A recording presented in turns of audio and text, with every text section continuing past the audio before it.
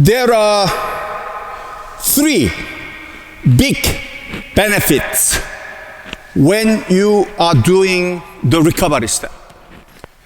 Be able to make better shot because you have to stop.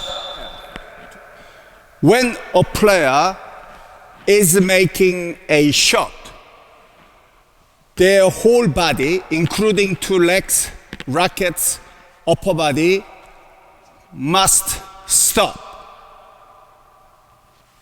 so they can make better shots. For example, net play. I have to stop, and then hit.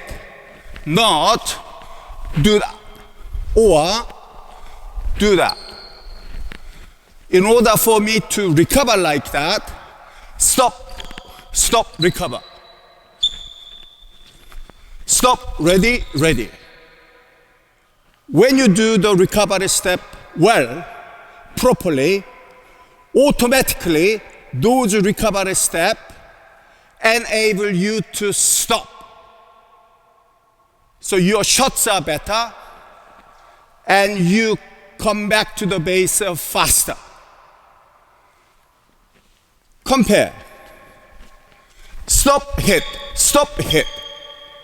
Or if I don't do this kind of recovery step, for example, I drag left foot forward to recover, then this will happen.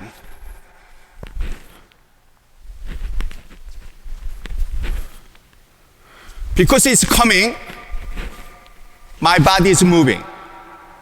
It affects my shots. Same, here, there. Instead, stop, recover, ready. Everywhere, when players are making the shot, at that moment, the body, legs, everything should be stopped to make a better shot.